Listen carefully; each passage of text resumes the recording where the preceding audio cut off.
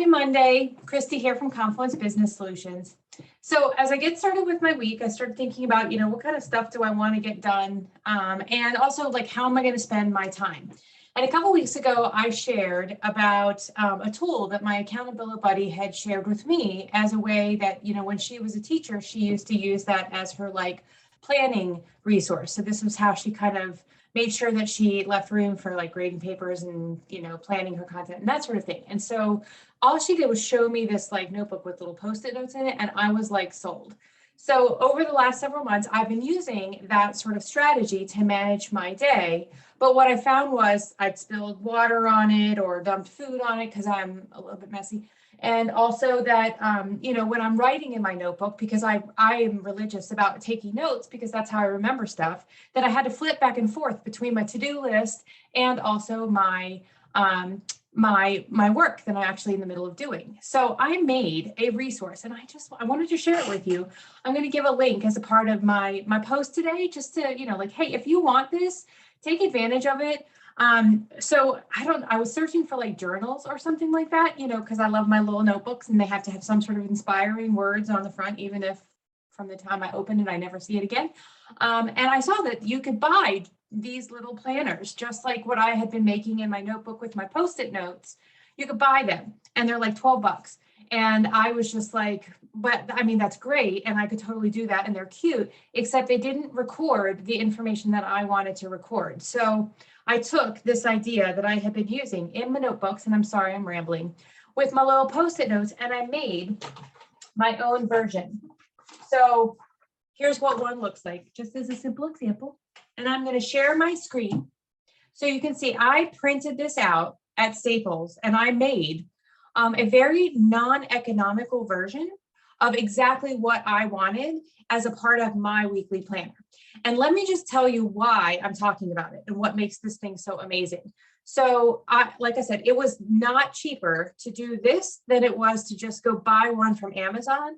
But what I found in making this was I got to create a format and a structure that was exactly what I needed to help my brain feel like I've got my priorities in check, to feel like I've got like a good vision of what I'm working on, as well as room for me to like carry things from one day to the next, as an example. So let me show you what I did. So number one, because I want to be able to also look back kind of the way people do when they journal, and to see like, hey, what was I working on in March of 2023? Oh my God, that's so cool. I was working on launching the marketplace for automation on the mission, or I was working on making live videos as a part of just the value that we're providing to our clients and our prospects, or people that are following us on our list and things like that. So just as a nice way of being able to see, hey, what was I working on and what kind of things have I accomplished? Which, by the way, if you're not really sure about whether or not you're getting stuff done and you're feeling down on yourself, this is a really great way of like giving yourself a little pat on the back. Because even on our weeks when we're not always the most productive, we do get stuff done. I wholeheartedly believe that. If you're in business, you have to be a certain element of self-directed, self-motivated, all that kind of good stuff. So what I do is I put my dates up here, and then I choose a theme or a focus of what I want to be focusing on during that week. And so most of the time what I think about here is like mindset. Like, what am I like? Okay, so as an example, my theme or focus this week is about visibility and being brave. So I don't actually, like, I'm fine in front of the camera, but I'm also not fine coming without an agenda, or when I'm talking to myself and feeling like I'm talking into the abyss. And so knowing that there are things that I want to get done, even if nobody is watching, I got to get okay with that. So my theme this week is being brave. I've also noticed that when I look and see what kind of content we're creating that's of greatest value and the stuff that we see get the most traction, it is generally speaking around mindset and the heart and all of that kind of stuff, because it is hard being a business owner. So when I say these are my things that I think about from a mindset perspective, I'm also looking at this as something that I can then translate into the work that I'm doing for the people that we're serving. And then moving on to the next area here is where I talk about these are the things that I want to get done in a week. And I will say that like that marketplace that I kind of referenced, that's going to be on my week of to-dos for the second week, because it is a lot bigger than I had originally expected it to be. And so it's taking a little bit more time than I expected. And I'm okay with that, because every day that I put marketplace on one of my to-dos to work on a different part of that, I'm chipping away at a bigger goal. And so what it does is allows me to feel like I'm accomplishing something, even if the finished product isn't that then complete and ready to share with the world.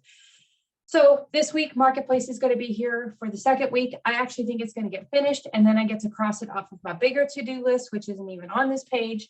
But my week of to-dos may include things like working on our help desk content, creating our marketplace.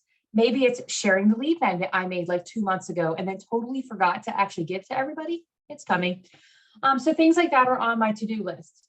And then what I do is I take my bigger things that are in my to-do area, and then I break those down into smaller things that I can do throughout the week.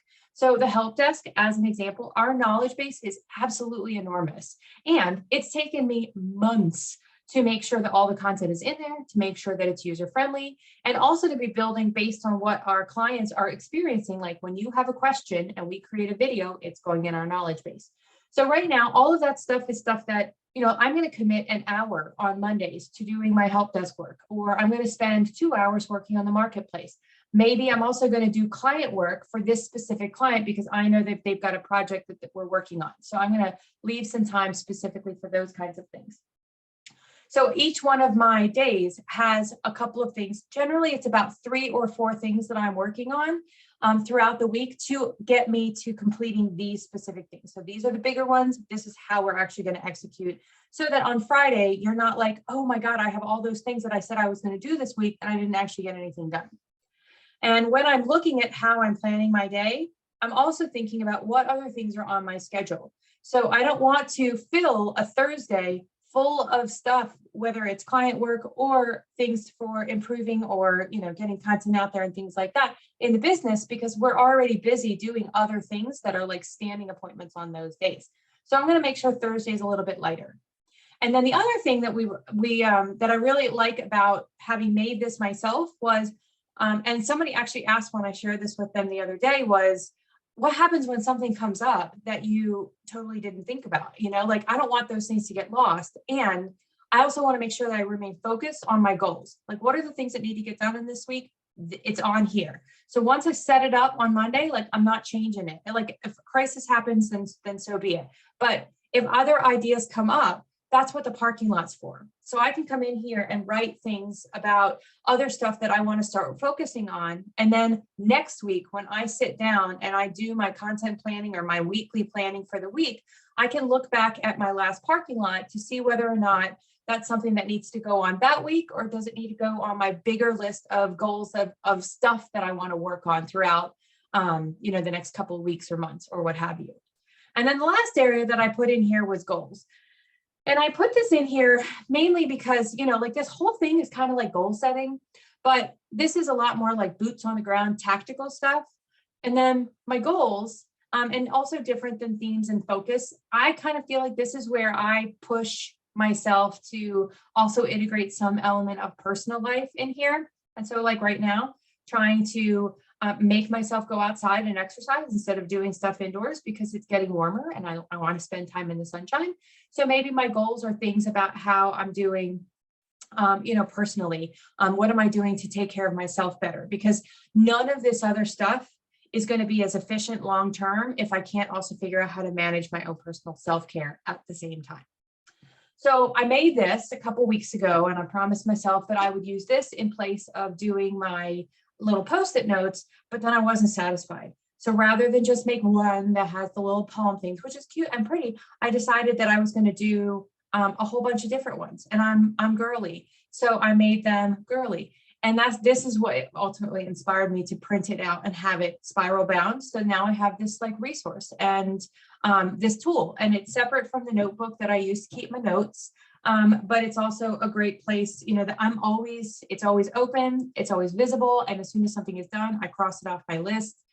So I find it to be super helpful, inspiring. And now that I've got like 7 different versions of this, like I look forward to the next week. Call me a nerd. I look forward to the next week because I get to see a new pretty picture. And so I'm still in my first 7 weeks, so I haven't gotten a repeat yet, but I feel like even next week I'm going to be, or 8 weeks later, I'm still going to be just as excited about the pictures that I have, and it's all good.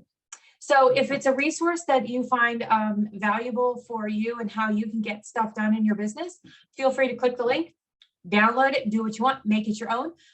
Consider it my gift to you. But I was thinking about like, what do I want to talk about in my week? Well, I'm talking about being brave. And so here's a great video about being brave and also why I came up with that goal in the first place. Happy Monday.